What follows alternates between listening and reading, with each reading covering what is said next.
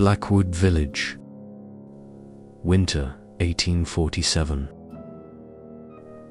A forgotten village, wedged into the blind valleys of West Yorkshire, abandoned by God. Sunlight rarely touched these lands. For most of the year, Blackwood lay beneath a grey veil of mist and frost. But it wasn't only the wind that moved through this village. Within the wind, there was a weight. For in Blackwood, the wind wound itself through the throat of the valley, as if dragging an invisible corpse behind it, leaving a chilling burden in its wake. At the center of the village stood an ancient, leafless oak, colossal in size. 3 grown men, linking arms, could barely encircle its trunk. Its branches stretched over the houses, and for most of the day, its shadow never left the rooftops. The villagers all knew this shadow by the same name: Old Shade. No one knew how long it had been there. No one had seen it planted. But everyone knew that Blackwood could not exist without Old Shade. Life in the village passed quietly until the winter of 1847.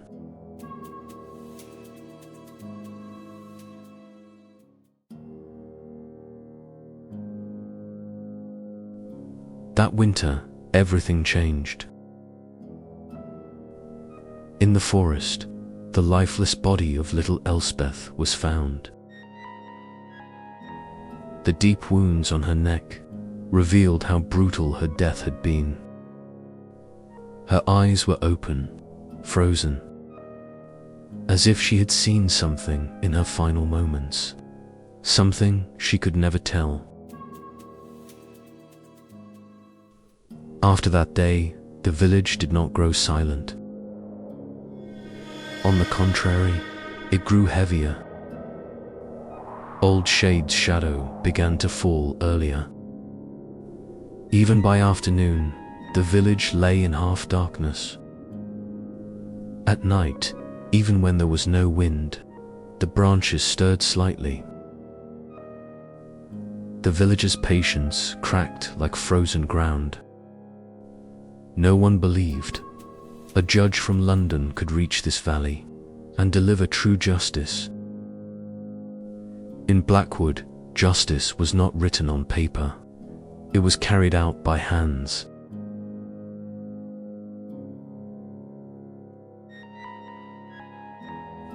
Suspicion fell on one name: Thomas Thorne.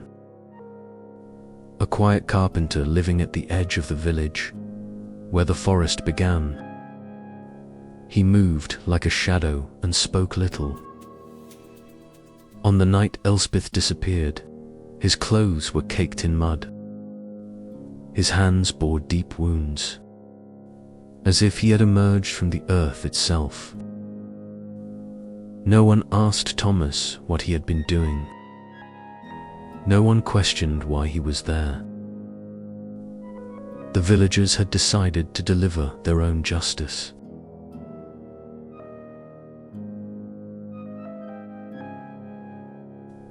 At midnight, the People's Court was convened.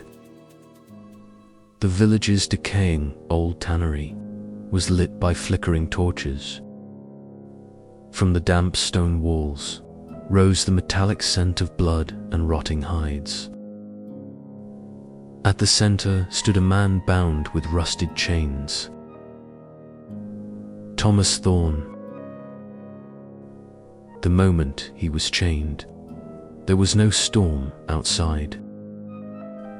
Yet Old Shade's branches swayed without wind. Thomas lifted his head. In his gaze was a darkness not meant for human eyes. The village elder, Silas the blacksmith, struck the makeshift stand. There was anger in his eyes.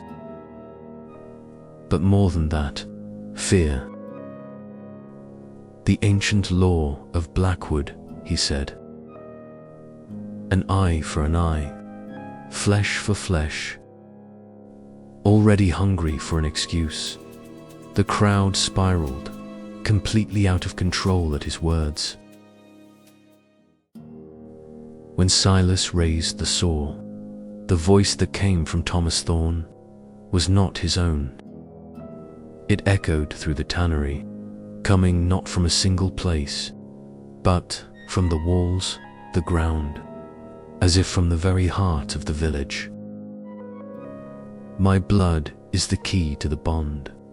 Every drop spilled will awaken what waits." Thomas tried to speak. When I found her, she was already. A kick silenced him. The verdict had long been decided. The crowd roared, "Justice!"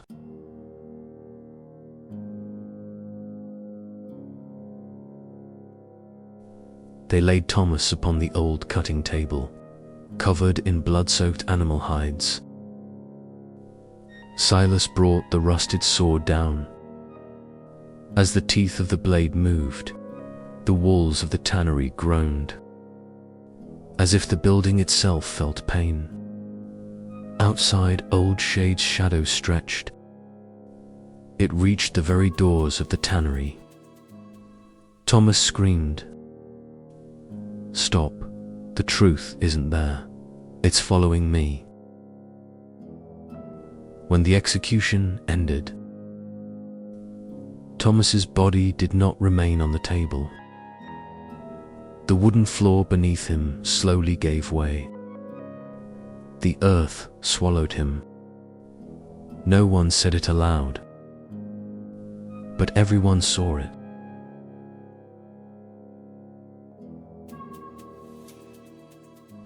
The next morning, a heavy stench filled the village.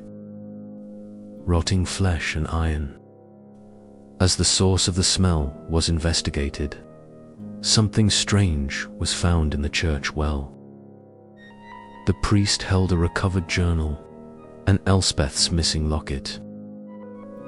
What was written inside revealed the truth. Elspeth had witnessed a murder committed by her father, Silas. She had told Thomas. Thomas had planned to take little Elspeth away from Blackwood. Silas had been afraid the truth would come out. He had killed his daughter not in rage, but in fear. And then he had turned an entire village into the executioners of his crime. In Thomas's cabin, they found a small, unfinished wooden doll. Beside it lay a hastily written note. "Elspeth, I saw you last night with your father. I couldn't help you then. But tomorrow I will take you away from here. But in Blackwood, there would never be another tomorrow."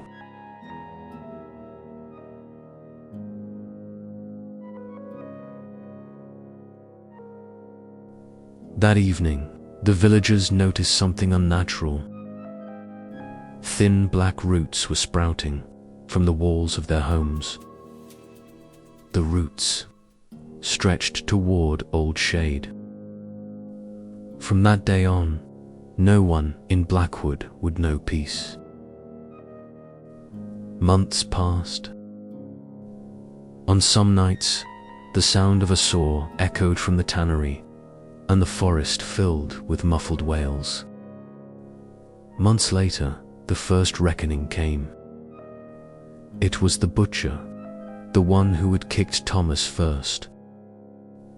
He was found in his bed, deep wounds at his throat. Then another. Then another. Some were found in the forest. Some were never found at all. Silas realized the missing all shared one thing in common. They had all been there that night in the tannery. Every night, he found blood-stained wooden dolls nailed to his door. As the names grew fewer, he knew whose turn was coming closer. Fear consumed Silas from within. His nights were sleepless, his days wretched. Living was no longer filling the days. It had become a punishment to endure. Each morning he awoke not to a new day, but to the weight of having survived another one.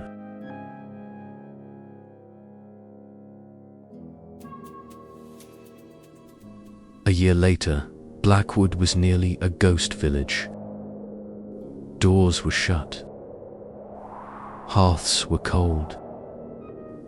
Only the wind moved through its streets. At the final midnight, old shades' shadow spread silently across the village. No house, no door, no face could be distinguished beneath it. The oak's trunk split open. Not wood, but the weight of years seemed to tear apart. A figure emerged. Its body fused with bark and soil. Its skin was cracked and lifeless, like a tree's trunk. At its neck lay a mark that would never heal. Its eyes were open, but no longer seeing. Waiting. This was Thomas. But he was no longer human. Roots rose from beneath the ground. They wrapped around feet, locked knees, erased escape. No one screamed. No one resisted. Silas was dragged toward the doors of the tannery. Then he heard the voice rising from the darkness.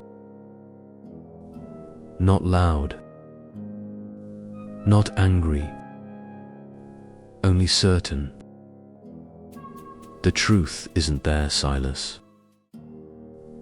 The truth is beneath the shadow now. And you will not go to your daughter.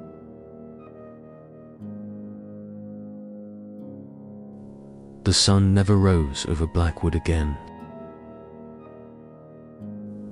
Today, travelers who enter that valley see only a leafless oak, and no matter the hour, a shadow that never lifts from the village. Blackwood still stands. But now everyone knows, beneath that shadow, justice dies, while the curse takes root. And the tree calls back anyone who once touched its roots one day. Inevitably as a rootless dead thing, with sap instead of blood in their veins. A silent scream knotted within them, drawn back into its trunk.